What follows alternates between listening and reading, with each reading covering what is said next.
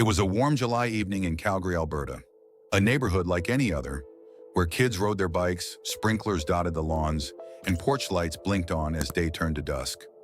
Jennifer O'Brien, a devoted mother of three, pulled up to her parents' house to pick up her youngest, her 5-year-old son, Nathan. Nathan loved his grandparents, Alvin and Kathy Lickness. Every visit was an adventure, every sleepover, a treasure. He adored them, and they adored him. But on this night, something was wrong. The door was open. No one answered. The house was silent. What Jennifer saw inside would shatter her world forever. Blood on the walls, on the beds, across the floor. A horror so brutal, it looked like a war zone. And just like that, Nathan and both of his grandparents were gone. 3 people missing, no bodies, just blood and questions, and one cold, terrifying truth. Whatever happened here was evil.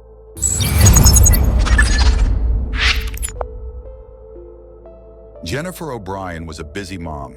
3 boys, endless to-do lists, and barely enough hours in the day. But that summer afternoon in July 2014, her focus was simple. Just pick up little Nathan from Grandma and Grandpa's house. 5-year-old Nathan O'Brien was the kind of child who lit up a room.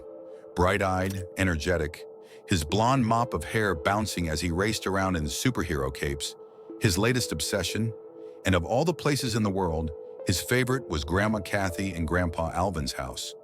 But when Jennifer pulled into the driveway that evening, something felt off.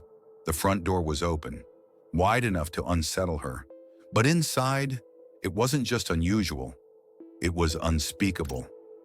There was blood everywhere, on the floors, on the walls, across the bed sheets, drag marks smeared across the floor, and a small, bloody handprint, as if a child had reached out, trying to hold on.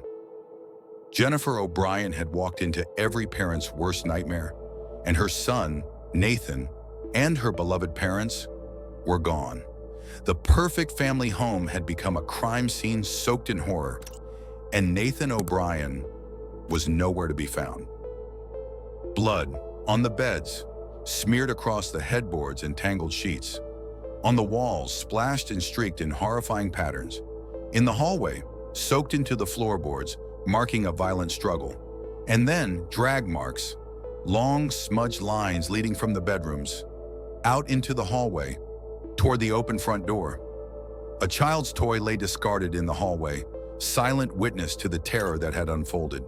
And the most gut-wrenching detail, tiny, bloody handprints, pressed low along the wall, as if a small boy had tried to hold on, as if he were being pulled away. We have a possible triple homicide. Advise the caller to remain in her vehicle with the doors locked. Possible suspect still inside. Jennifer O'Brien was told to stay in her car, alone, locked inside. Her parents' house, her childhood home, was now a possible murder scene. Police swarmed the property. Tactical teams entered cautiously, weapons drawn. Room by room, they cleared the house, expecting the worst. But they found no one. No Alvin, no Kathy, no Nathan. Despite the overwhelming carnage, detectives clung to one desperate hope.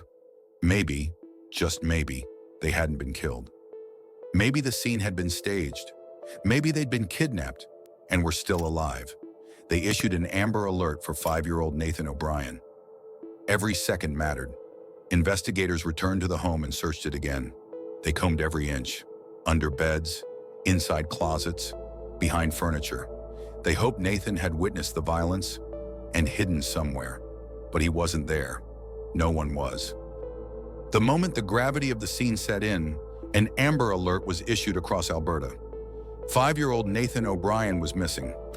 No one had seen him, his grandmother Kathy, or his grandfather Alvin since the night before. Police went back in. Same house, same eerie silence. But this time, they weren't just looking for signs of a crime. They were searching for a little boy. They searched under beds, inside closets, behind furniture. Anywhere a frightened 5-year-old might squeeze himself in, trembling and quiet. But there was nothing. No Nathan. No sign of life. only the thick smell of iron and silence. Outside the crime scene tape, Jennifer and Rod O'Brien clung to one fragile thread of hope. Maybe Nathan had seen something and ran. Maybe someone took them, but hadn't hurt them. Maybe they'd be found, alive. But inside the house, the seasoned investigators weren't as optimistic. They'd seen crime scenes like this before, and they knew there was too much blood, too much violence. This wasn't a kidnapping. This was a slaughter, and whoever did it had taken the bodies with them.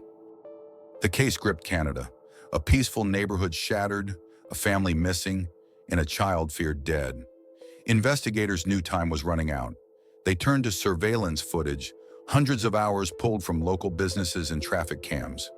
They watched for anything, anyone, any movement on that quiet residential street the night the family disappeared. And then they saw it. A mid-70s green Ford F-150, old, distinct, and totally out of place.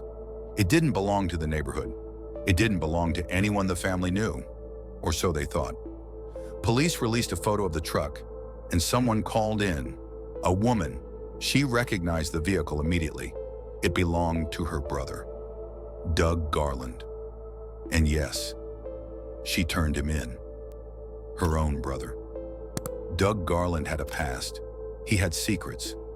But more than anything, he had motive. And police, they were about to uncover a nightmare darker than anyone could have imagined. Doug Garland, soft-spoken, reclusive, intelligent. But beneath the surface, something darker was brewing. He wasn't a stranger to the Lickness family. In fact, he had once been invited into their lives. Years earlier, Alvin Lickness, a successful businessman and inventor, gave Garland a job. They worked together on a prototype for a pump, a project with potential, but it didn't work out. The idea failed, and Alvin fired Garland. Most people would move on, but Doug Garland, he stewed in resentment. For years, the kind that festers and eventually erupts. When police stopped Garland on a traffic violation, they didn't have enough to arrest him for the murders, so they held him on a separate charge, identity fraud. That bought detectives precious time. They moved quickly, armed with a search warrant, and they descended on the place Doug Garland called home, a 40-acre farm, secluded, isolated, and about to give up some horrifying secrets.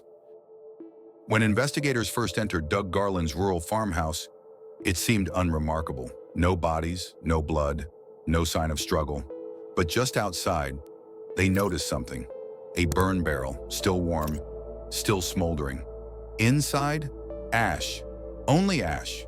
No visible remains. Nothing forensic. Yet. With no immediate evidence, Garland was released on bail, but with strict conditions. He was not to return to the property. The police weren't finished. They came back, this time, with a deeper warrant and sharper instincts. In the basement rafters, tucked away like a secret, they found a hard drive. And that's when things got disturbing. This wasn't just revenge. This wasn't about a failed business deal. This was the work of a sadist. Calculated, patient, twisted. Doug Garland had fantasized about torture.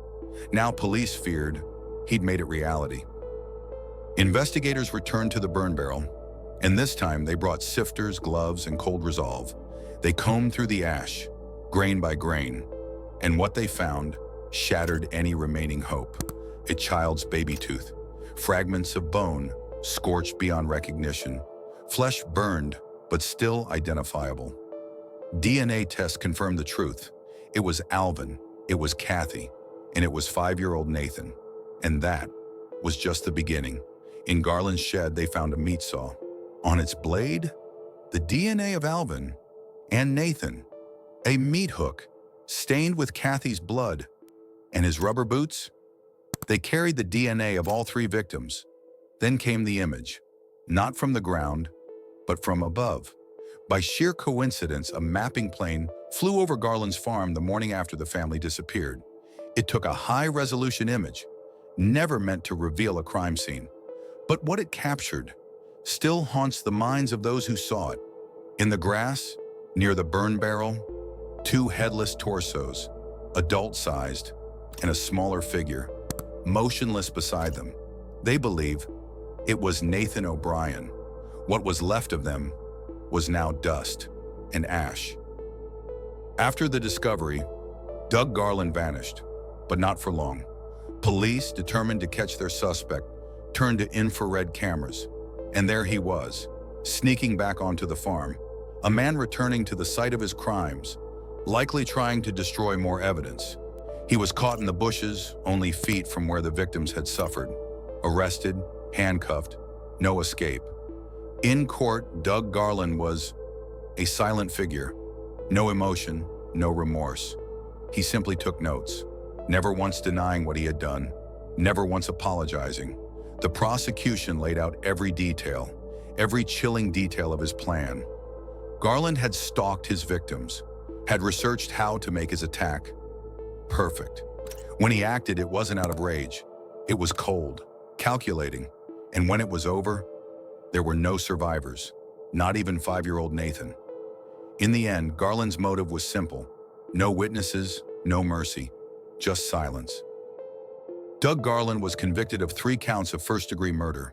He will never walk free again. But justice is not closure.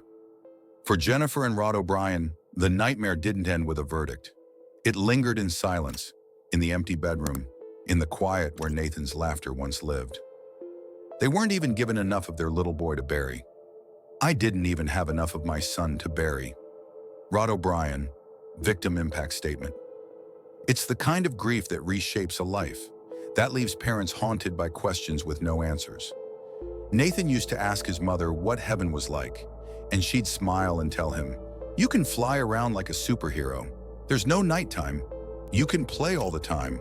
And Nathan, with his bright eyes and fearless heart, looked up at her and said, "Then I'm going to welcome you to heaven." Now that promise is all they have left. Not justice, not closure, just the memory of a little superhero waiting in the sky. If this story moved you, please consider liking and subscribing. We share cases that deserve to be remembered and the innocent lives that should never be forgotten.